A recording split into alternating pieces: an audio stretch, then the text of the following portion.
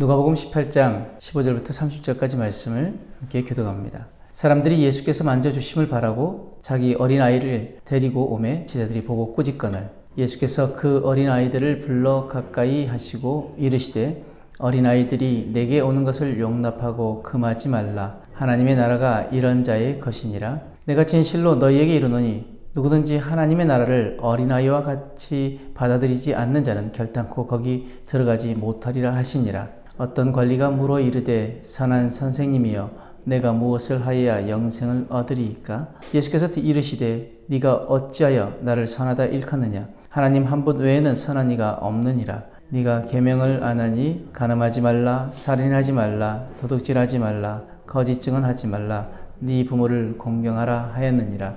여짜오되 이것은 내가 어려서부터 다 지키었나이다. 예수께서 이 말을 들으시고 이르시되 네게 아직도 한 가지 부족한 것이 있으니 네게 있는 것을 다 팔아 가난한 자들에게 나눠주라. 그리하면 하늘에서 네게 보화가 있으리라. 그리고 와서 나를 따르라 하시니 그 사람이 큰 부자이므로 이 말씀을 듣고 심히 근심하더라. 예수께서 그를 보시고 이르시되 재물이 있는 자는 하나님 나라에 들어가기가 얼마나 어려운지 낙타가 바늘귀로 들어가는 것이 부자가 하나님의 나라에 들어가는 것보다 쉬우니라 하시니 듣는 자들이 이르되 그런즉 누가 구원을 얻을 수 있나이까? 이르시되 무릇 사람이 할 수 없는 것을 하나님은 하실 수 있느니라. 베드로가 여짜오되 보옵소서 우리가 우리의 것을 다 버리고 주를 따랐나이다. 이르시되 내가 진실로 너희에게 이르노니 하나님의 나라를 위하여 집이나 아내나 형제나 부모나 자녀를 버린 자는 현세의 여러 배를 받고 내세의 영생을 받지 못할 자가 없느니라 하시니라. 아멘. 누가 구원을 얻을 수 있습니까? 즉 누가 하나님의 나라에 합당합니까? 라는 질문에 어린아이와 부자의 대조를 통해서 우리 주님 명확하게 가르쳐 주십니다. 세상의 기준으로는 전혀 도움이 되지 않을 것 같은 어린아이가 하나님 나라에 합당하며 모든 것을 갖춘 부자 관원이 도리어 천국에 들어가지 못한다는 사실은 제자들에게 큰 충격이었습니다. 우리는 이 말씀을 통해 우리 안에 남아있는 세속적 기준과 헛된 자부심을 내려놓고 참된 믿음의 자세를 회복해야 될 줄 믿습니다. 먼저 15절에서 17절 말씀에 사람들이 자기 자녀들을 예수님께 데려오자 제자들은 오히려 그들을 막습니다. 아마도 예수님의 중요한 사역, 특히 예루살렘을 향한 여정에 방해가 된다고 여긴 듯합니다. 그러나 예수께서 말씀하십니다. 어린아이들이 내게 오는 것을 용납하고 금하지 말라. 하나님의 나라가 이런 자의 것이니라.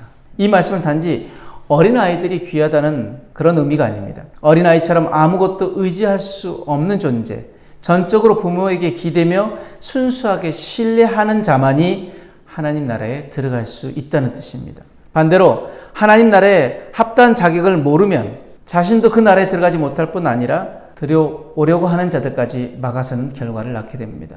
그렇다면 하나님 나라에 합당한 자격은 무엇입니까? 마태복음 5장 3절 말씀에 심령이 가난한 자는 복이 있나니 천국이 그들의 것임이라 말씀하십니다. 또한 5장 10절 말씀에 의를 위하여 박해를 받는 자는 복이 있나니 천국이 그들의 것임이라고 말씀하십니다. 심령이 가난하고 하나님 나라와 그 뜻을 위하여 박해를 받는 그들에게 하나님 나라가 주어진다는 것입니다. 오늘도 우리의 모습들이 그 천국을 우리가 소유하기에 합당한 그런 심령들이 되어지기를 원합니다. 또한 우리의 복음을 위하여서 기꺼이 우리의 삶을 드리는 모습들이 되어지기를 원합니다. 18절에서 25절 말씀에 한 관원이 와서 예수님께 영생을 묻습니다. 겉보기에는 경건한 신앙인이요 율법을 잘 지키는 자였습니다. 그러나 예수께서는 네게 있는 것을 다 팔아 가난한 자들에게 나눠주고 나를 따르라 라고 하시자 그 부자 관원은 근심하며 돌아섭니다. 그가 떠난 이유는 하나입니다. 예수님보다 재물을 더 사랑했기 때문입니다. 그의 신앙은 순종과 헌신이 아닌 조건과 계산에 머물러 있었습니다. 예수님께서 이를 보시고 말씀하십니다. 부자가 하나님 나라에 들어가는 것이 얼마나 어려운가. 예수님은 부유한 것 자체가 죄라고 말씀하시지 않았습니다. 하지만 그 부유함이 하나님보다 앞설 때 그것은 믿음의 치명적인 걸림돌이 되어지는 것입니다. 부자 삭개오는 소유를 주님께 이양하고 그 믿음을 증명했습니다. 마찬가지로 우리도 하나님 앞에서 모든 소유가 내 것이 아닌 하나님의 것임을 인정하고 하나님의 영광을 위해 사용하는 믿음이 필요합니다. 그것이 참된 제자도의 길입니다. 우리의 고백은 다윗의 고백이 되어야 될 줄 믿습니다. 역대상 29장 14절 말씀에 나와 내 백성이 무엇이기에 이처럼 즐거운 마음으로 주께 드릴 힘이 있었나이까. 모든 것이 주께로 말미암아 싸우니 우리가 주의 손에서 받은 것으로 주께 드렸을 뿐이니이다. 아멘. 주님께 받은 것 주님께 올려드리는, 내 것이 아니라, 내가 지금 가지고 있는 건 내 능력, 내 노력으로 얻은 것이 아니라 하나님이 우리에게 재물을 얻을 능력을 주셨고 그 모든 것이 하나님께로 말미암아 싸우니 우리가 하나님께 받은 것 하나님께 올려드립니다라는 고백이 우리에게 있어야 될 줄 믿습니다.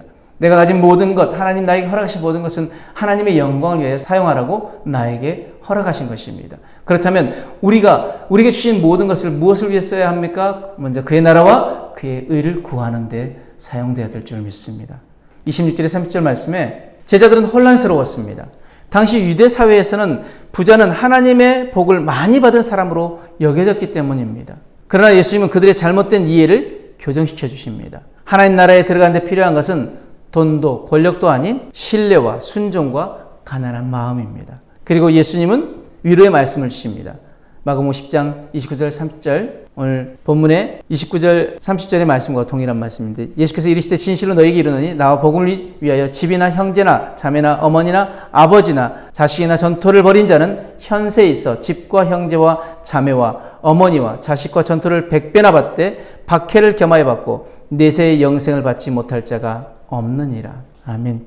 분명히 하나님 나라를 위하여 그 모든 것을 버린 자는 현세에 여러 배를 받고 영생을 얻지 못할 자가 없느니라 라는 이 말씀은 헌신의 길이 결코 손해가 아니라는 하나님의 약속입니다. 주를 위해 이룬 것 같지만 사실은 더 풍성히 얻는 길이라는 것입니다. 말씀의 결론으로 예수님은 어린아이와 같은 믿음을 가진 자를 하나님 나라에 합당하다고 하십니다.